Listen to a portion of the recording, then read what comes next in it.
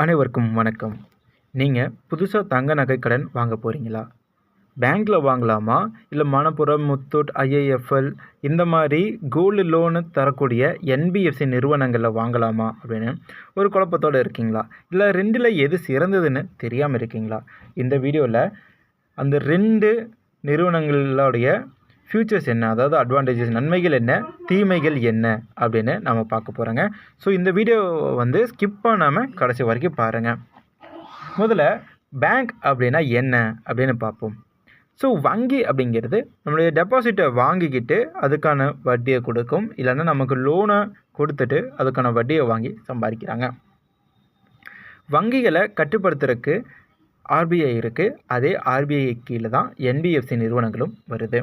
இப்போ வங்கியோடைய நகைக்கடனுக்கு வருவோம். ஸோ நகைக்கடன் அப்படிங்கும்போது உலக அளவில் எல்லா நகைக்கடன்களுக்கும் பார்த்திங்கன்னா கம்மியான வட்டி தான். வங்கிகளும் அதுக்கு விதிவிலக்கு அல்ல. ஏன்னா நம்ம கொலாட்ரலாக கொடுக்கறது நம்மளுடைய கோல்டு. அதுதான் உலக பொருளாதாரத்தையே சமனில் வச்சுருக்கக்கூடிய ஒரு சொத்து. ஸோ அந்த சொத்தை நம்ம அடமானமாக வைக்கும்போது அதை அவங்களுக்கு ரிஸ்க் ஃப்ரீ கடனாக அது மாறுது. நம்ம கடனுக்கு வட்டி கட்டினாலும் லாபம்தான், நம்ம வட்டியை கட்டாமல் விட்டாலும் லாபம்தான். ஏன்னா வருஷம் தங்க நகையோடைய மதிப்பு உயர்ந்துகிட்டே போகும். ஸோ இதனால் வட்டி விகிதம் அப்படிங்கிறது பேங்க்கில் ரொம்ப கம்மி. இரண்டாவது, ப்ராசஸிங் சார்ஜ். பேங்க்கை இதை ஒரு தடவை தான் வசூலிப்பாங்க. இதுவும் 1500 ரூபாயிலிருந்து 2000 ரூபாய், 2500 ரூபாய் வரைக்கும் இருக்கும். மூன்றாவது, வட்டியை மாதம் கட்ட சொல்லி வற்புறுத்த மாட்டாங்க. அதே நேரத்தில் 11 மாதம் இல்லை 11 மாதத்துக்குள்ளே நீங்கள் கட்டணும். இல்லை அப்படின்னா நீங்கள் மீட்டு மறு அடகு வைக்கணும். எல்லாருமே மீட்டு மறு அடகு வைக்கும்போது மதிப்பு கூட்டி வைப்பாங்களே தவிர எல்லாருமே சொந்த பணத்தை போட்டு மீட்டு வைக்கிறது கிடையாது. ஸோ வங்கிகளை பொறுத்த வரைக்கும் இப்போ நீங்கள் 90,000 வச்சுருக்கீங்க அப்படின்னா ஒரு 9,000 ரூபாய் வட்டி வருது அப்படிங்கும்போது 99,000 ரூபாய் வட்டியாக இருக்கும். ஸோ உங்கள்கிட்ட பணம் இருந்ததுன்னா அந்த வட்டியை கட்டிட்டு அதை நீங்கள் மீட்டுற மாதிரியும் மீட்டுட்டு மீண்டும் அடமானம் வைக்கிற மாதிரியும் ஒரு கணக்கை எழுதி உங்களுக்கு அதிகமாக வச்சு கொடுப்பாங்க. ஸோ இந்த ஒரு சர்வீஸ் பேங்க்கில் இருக்குது. ஸோ அவங்க வட்டியை ஒழுங்காக கட்டணும் அப்படின்றத நினைப்பாங்க தவிர மாதம் வட்டி வேணும்னு நினைக்க மாட்டாங்க. நாலாவது, நீங்கள் அசலை கொஞ்சம் கொஞ்சமாக பேங்க்கில் கரைக்கலாம். இப்போது நிறையா பேங்க்ஸில் பார்த்தீங்கன்னா ஆப்ஸ் வந்துருச்சு. இப்போ யூனியன் பேங்க்லாம் பார்க்கும்போது மொபைல் ஆப் மூலமாக நீங்கள் அக்கௌண்ட்டை லிங்க் பண்ணி அதில் லோன்ஸ் அப்படின்ற ஆப்ஷனை கிளிக் பண்ணி உள்ளே போய் உங்களுடைய லோன் அமௌண்ட்டை கொஞ்சம் கொஞ்சமாக இஎம்ஐ மூலமாக கட்டலாம். சரிங்களா? ஸோ இதுக்கான ப்ராசஸிங் சார்ஜஸும் பார்த்தீங்கன்னா சில பேங்க்கில் இருக்குது, சில பேங்க்கில் இல்லை. அதை நீங்கள் தான் விசாரிச்சுக்கணும். ரெண்டாவது, என்பிஎஃப்சி நிறுவனங்களை பற்றி பார்க்கலாம். என்பிஎஃப்சி அப்படின்னா நான் பேங்கிங் ஃபினான்சியல் சர்வீசஸ். ஸோ இந்த என்பிஎஃப்சி கம்பெனிகள் பார்க்கும்போது இவங்க டெபாசிட்டை வாங்குறதுக்கான அனுமதி உங்களுக்கு ஆர்பிஐ கொடுக்கல. ஸோ இந்த ஆர்பிஐ தான் என்பிஎஃப்சியை கண்ட்ரோலில் பண்ணியிருக்காங்க, அது உண்மை தான். பட் இதுக்கான ஃபியூச்சர்ஸ் வேறு. இவங்க டெபாசிட்டை வாங்கக்கூடாது. அப்புறம் இதோடைய நகைக்கடன்னு பார்க்கும்போது இவங்க ஒவ்வொரு ஸ்லாப் வைஸாக நகைக்கடனை வகைப்படுத்தி வச்சுருக்காங்க. இப்போது உதாரணத்துக்கு பேங்க்கில் ஒரு நகைக்கு 1,00,000 ரூபா கொடுக்கலான்னு வச்சுக்கோங்களேன். அதுக்கு 90,000 ரூபாய் இல்லை 92,000, 95,000 இதுக்குள்ளே தான் கொடுப்பாங்க. ஆனால் என்பிஎஃப்சி நிறுவனங்கள் அப்படி கிடையாது. ஒரு நகைக்கு 1,00,000 ரூபா கொடுக்கலான்னா 1,00,000 கூட கொடுத்துருவாங்க. சரிங்களா? ஸோ இது அதிகமாக பணம் யாராருக்கு வேணுமோ அவங்க என்பிஎஃப்சி நோக்கி தான் போகிறாங்க.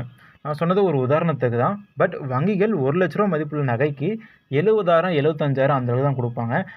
ஆனால் என்பிஎஃப்சி 1,00,000 ரூபா மதிப்புள்ள நகைக்கு 90,000 ரூபா, 95,000 ரூபா அது வரைக்கும் அவங்க கொடுப்பாங்க. ஏன் 1,00,000 ரூபாயை கூட மொத்தமாக கொடுத்துருவாங்க. இது அதிக பணம் வேணும்னா என்பிஎஃப்சிக்கு போகிறாங்க. ரெண்டாவது, வட்டி. என்பிஎஃப்சிக்கு மாதம் நீங்கள் வட்டி கட்டி ஆகணும். நீங்கள் கட்டலைன்னா வட்டிக்கும் ஒரு வட்டியை போட்டு அவங்க வசூலிப்பாங்க.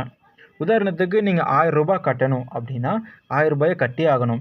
இல்லைன்னா அடுத்த மாதம் நீங்கள் கட்ட வேண்டிய 1000த்தும் பார்த்தீங்கன்னா உங்களுடைய அசலில் சேர்ந்துடும். அதுக்கான வட்டியை நீங்கள் கட்டணும். எப்போ இந்த ஒரு மாத வட்டியை நீங்கள் கட்டி முடிக்கிறீங்களோ அப்போ தான் உங்களுக்கு தலைவலி நீங்கும். அது வரைக்கும் இது கூட்டு வட்டியில் வந்துக்கிட்டே இருக்கும். இதை அந்த என்பிஎஃப்சி நிறுவனங்களும் உங்ககிட்ட சொல்ல மாட்டாங்க. சரிங்களா? ஏன்னா இதில் அவங்க அதிகமான லாபத்தை சம்பாதிக்கிறாங்க. ரெண்டாவது, இந்த ஸ்லாப், நான் ஆல்ரெடி இந்த ஸ்லாப்ன்ற விஷயத்த சொல்லியிருந்தேன். அவங்க வந்து ரூ. 1,00,000 மதிப்புள்ள நகைக்கு நீங்கள் வந்து 40,000 வாங்குறீங்கன்னா 1% கொடுப்பாங்க.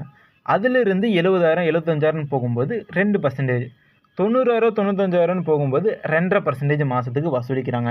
ஸோ நீங்கள் எவ்வளோ அமௌண்ட் வாங்குறீங்க அதை பொறுத்து அவங்க வட்டியும் பார்த்தீங்கன்னா அதிகமாக தான் இருக்கும். ஸோ இவங்களில் ப்ராசஸிங் ஃபீஸ் வந்து ஃபஸ்ட்டு வாங்கும்போது கம்மியாக தான் வாங்குவாங்க. பேங்க் அளவுக்கு ரூ. 1,000 ரூ. 1,500 அந்த மாதிரி வாங்க மாட்டாங்க. பட் இவங்க வந்து நீங்கள் அசலில் கொஞ்சம் கொஞ்சமாக கட்டிட்டு வரும்போது ப்ராசஸிங் ஃபீஸ் சார்ஜ் பண்ணுவாங்க.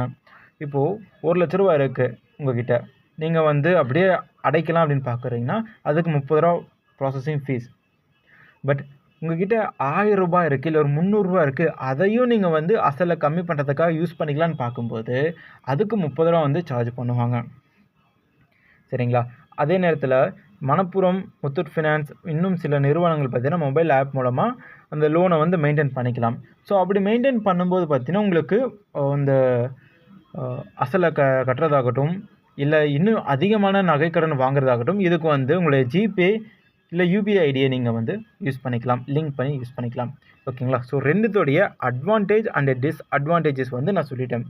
ஒருத்தன் என்னன்னு பார்த்தீங்கன்னா 12 மாதத்துக்குள்ளே நீங்கள் வட்டியை கட்டணும். இன்னொருத்தர் என்னென்னா நீங்கள் மாதம் வட்டியை கட்டலாம். பேங்க் சதவீதம் பார்த்தீங்கன்னா கம்மி. ஆனால் என்பிஎஃப்சியோட சதவீதம் உங்களுடைய தேவைக்கு ஏற்ப கூடவும் செய்யும், குறையும் செய்யும். அதை நீங்கள் அந்தந்த நிறுவனங்களை வந்து கேட்டுக்கணும். சரிங்களா? ஸோ ரெண்டுத்துலேயும் பார்த்தீங்கன்னா அட்வான்டேஜ் அண்ட் டிஸ்அட்வான்டேஜ்னு பார்க்கும்போது பெருசாக கிடையாது. நம்மளுடைய தேவைக்கு ஏற்ப நம்ம பேங்க்கா இல்லை என்பிஎஃப்சியா அப்படிங்கிறத சூஸ் பண்ணிக்கலாம். அதே நேரத்தில் நீங்கள் மாதாந்திர சம்பளத்தை நம்பி இருக்கீங்க அப்படின்னா நீங்கள் வந்து சரி மாதாந்திர சம்பளத்தை வந்து உடைய செலவுக்காக சரியாக இருக்குது, இல்லை மாதாந்திர சம்பளத்தை நம்பி மட்டுமே இருக்கீங்கன்னா நீங்கள் பேங்க் சைடு போகிறது நல்லது. என்பிஎஃப்சி சைடு போக வேண்டாம். ஏன்னா அவங்க கூட்டு வட்டியை போட்டே உங்களை ஒரு வழி ஆக்கிடுவாங்க.